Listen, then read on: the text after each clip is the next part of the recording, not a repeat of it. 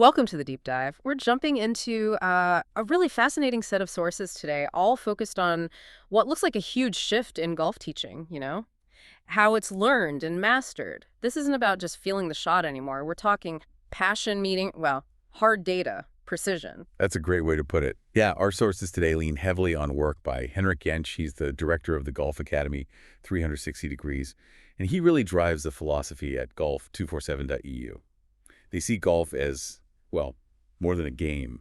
It's science, it's art, and definitely a pursuit of mastery, and data is central to that pursuit. And it's not a small undertaking, is it? The foundation we're looking at is built on this massive library of content. I saw something like over 370 detailed deep dives covering, everything from biomechanics to gear specs to the mental game. Exactly. And what's really key, I think, is the attitude behind it all.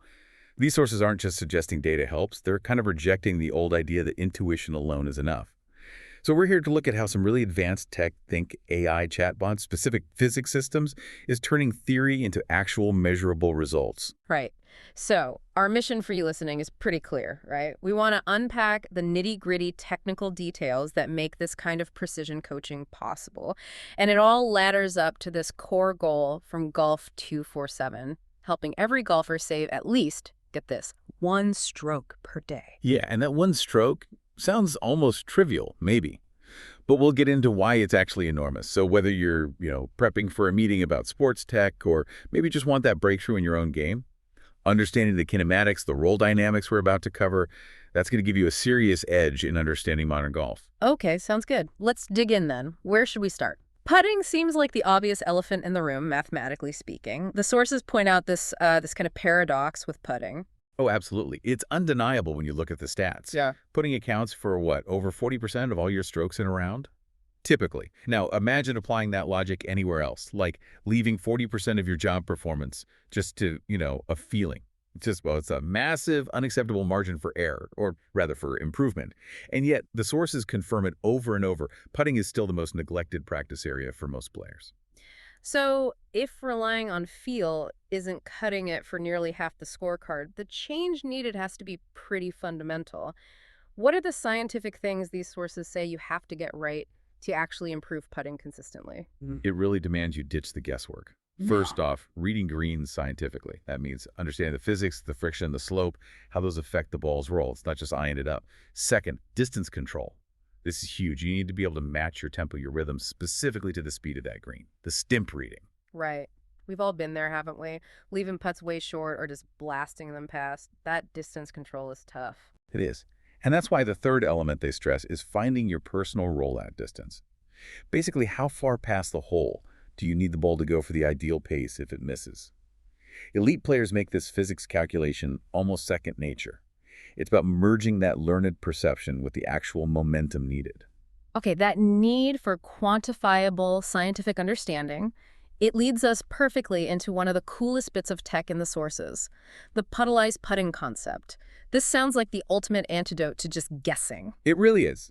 It's designed as a trading system grounded firmly in science, aiming to just eliminate those variables. Puttalyze essentially merges the physics of roll dynamics, the geometry of the slope, and even mental focus. It does this using precise equations of motion that simulate how a golf ball actually rolls. This is where precision coaching really shows its value. So what does that look like in practice? If I use Puttalyze, what numbers, what specific instructions am I actually getting? You get 4 critical outputs, really precise numbers for managing both line and speed.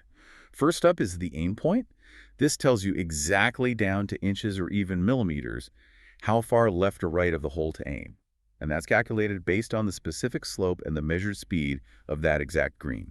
Okay, wow. That handles the direction. What about the speed, the pace? That's the second output, the distance point.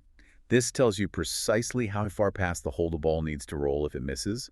It's about ensuring even your misses have the optimal pace to minimize, those really frustrating 3-putts. Got it. So that's pace defined. You said 4 outputs. What are the other 2? They sound a bit more technical. They are, but they're crucial.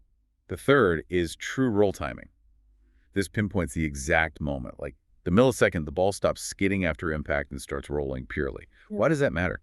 Well, the kind of contact needed for true roll changes with the putter, the green, getting to true roll quickly means more consistency. Yeah, that skid versus roll. You definitely can't see that difference accurately with just your eyes. Not reliably, no. And the fourth output, that's rotational speed, or RPS revolutions per second. This defines the ideal speed and angle for the ball entering the cup. Basically, a putt rolling at the optimal ARPS effectively makes the hole seem wider. It increases the chances it drops, even on a slight mishit or edge catch. That level of detail is just, well, it's pretty amazing. The sources also mentioned Puttalyze uses 7 calibrated stim speed tables, covering a range from 8.5 up to 13 feet. So we're talking exact calibrated instructions, not just aim a bit left. Exactly. The whole point is to fuse that hard science with your ability to execute. Once you know the precise aim and pace needed, your job becomes delivering that stroke. Yeah. It aims to take that paralysis of guesswork out of what is arguably the most critical part of scoring. Okay, so Puttalyze tackles that huge 40% chunk of the game. Then the sources shift to the full swing, bringing in the AI Golf Chatbot, offering, as they put it, a tour-level analysis studio just on your smartphone. That's quite a claim. It really represents a significant leap, technologically speaking.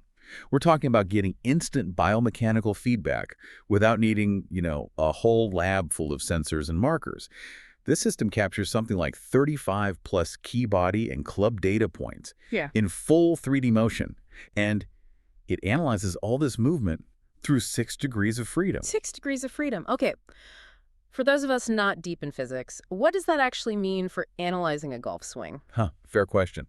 It basically means we're tracking everything, not just rotation, like how much you turn, but also all the linear movements, side-to-side shifts, moving up and down, which are called translations, and all the rotations, twisting, tilting, bending. It captures the body's complete movement in 3D space. This gives incredible detail on things like stability, power generation, and sequencing. Okay, let's get specific then. What are some of those key body movements it tracks that really define an efficient, powerful swing? Well, it tracks the big power sources, your chest rotation, your pelvis rotation, and crucially, the timing between them. But it also tracks those vital stability moves, sometimes called the non-negotiables. Things like sway, which is that lateral shift, thrust, which is moving towards the ball, and lift, moving vertically. If those aren't stable and controlled, the whole sequence can just fall apart. And it's not just the big body parts, right? It gets down to the smaller levers, too. Oh, absolutely. It measures elbow angles, wrist angles, how much the shaft is leaning at impact, the precise club face angle.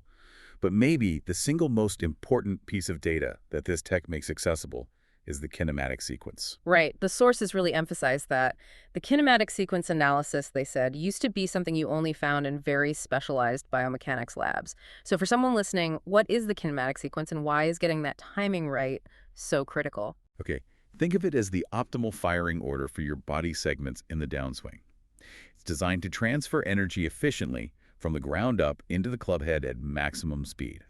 The correct sequence must be pelvis leads, then the chest rotates, then the arms come through, and finally the club releases. Ah, like cracking a whip. If the handle starts before the tip, it doesn't work. That's a perfect analogy. Exactly.